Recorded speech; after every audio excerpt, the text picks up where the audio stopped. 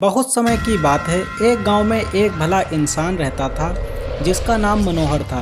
वह ज़रूरतमंदों की हमेशा मदद किया करता था और सबके साथ वह अच्छा व्यवहार करता था। एक दिन वह किसी काम से शहर गया हुआ था और अपना काम पूरा करके घर वापस लौट रहा था। तभी अचानक सड़क दुर्घटना में उसकी मौत हो जाती है। मौत की खबर उसके घर पहुंचती है और घर वाले मनोहर को घर ले आते हैं और अंतिम संस्कार की तैयारी शुरू की जाती है। सभी रिश्तेदार और चाहने वाले मनोहर की अर्थी को लेकर शमशान की ओर चल देते हैं।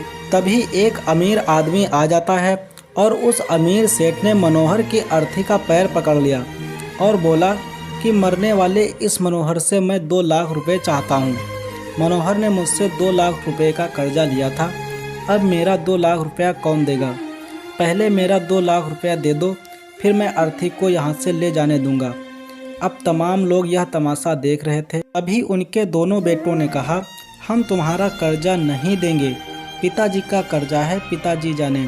और वैसे भी अब पिताजी इस दुनिया में नहीं रहे, अगर तुम्हें इनकी अर्थी ले जाना है तो आप ले जाओ। यह सुनकर पूरा गांव और रिश्तेदार मनोहर के बेटों पर थू थू करने लगे। अब मनोहर के दोनों बेटे कर्जा देने से पीछे हट गए। तभी मनोहर के भाइयों ने भी कह दिया कि जब उनके बेटे कर्जा नहीं दे सकते तो हम क्यों दें, किसी का कर्जा हम क्यों भरें। इस तरह मनोहर की अर्थी को वहां रोके हुए काफ़ी टाइम हो गया था। तभी यह बात मनोहर की इकलौती बेटी तक पहुंच गई तो भागी भागी वह अपने पिता की अर्थी के पास पहुंची। तभी उसने देखा कि उसके पिता की अर्थी का पाँव किसी सेठ ने पकड़ा रखा है। यह देखते हुए आंखों में आंसू लिए उसने अपना सारा जेवर और पैसे जो कुछ भी थे उसके पास वह सब सेठ को दे दिया और सेठ के आगे हाथ जोड़ते हुए कहा कि सेठ, अगर यह सब बेचकर भी आपका कर्जा पूरा ना हो तो मैं खुद ही सारा कर्जा आपका चुकाऊंगी, मगर इस समय मेरे पिताजी की अंतिम यात्रा को मत रोको।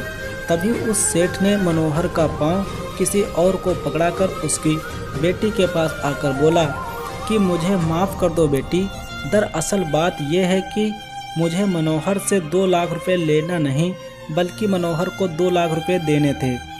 2 साल पहले मेरी कुछ मजबूरी पड़ने पर मुझे 2 लाख रुपए उसने अपनी ज़मीन बेचकर दिए थे और वह इतना भला इंसान था कि उसने ब्याज का एक भी पैसा तक मुझसे नहीं लिया। और जब मैं मनोहर के रुपए लौटाने उन्हें आया हूँ तो मुझे खबर मिली कि उनका देहांत हो गया। इसलिए मैं बड़ी सोच में पड़ गया कि अब मैं ये रुपए किसको दूं। इसलिए मैंने ये खेल खेला ताकि मनोहर के ये 2 लाख रुपए घर के ऐसे सदस्य के पास जाएं जो वाकई में उनको प्यार और उनकी इज्जत करता हो। इसलिए बेटी, आज तुमने ये साबित कर दिया कि अपने माँ बाप को एक बेटे से ज़्यादा एक बेटी ही प्यार करती है। इसलिए ये 2 लाख रुपए मैं तुम्हें सौंपता हूँ। काश तुम जैसी बेटी हर घर में हो जो अपने पिता की इतनी इज्जत करती है। ये सब देखकर मनोहर के बेटे और भाइयों का सिर शर्म से झुक गया। वाकई में दोस्तों, ये बात तो एकदम सत्य है कि माता पिता को एक बेटे से ज़्यादा बेटी ही प्यार करती है। धन्यवाद दोस्तों, मेरी कहानी यहीं समाप्त होती है। और हाँ, ये छोटी सी कहानी आप सबको कैसी लगी कमेंट के माध्यम से आप हमें ज़रूर बताएं। और ऐसी ही कहानी सुनने के लिए हमारे YouTube चैनल मॉनिटर दिलसाद को सब्सक्राइब जरूर करें। धन्यवाद।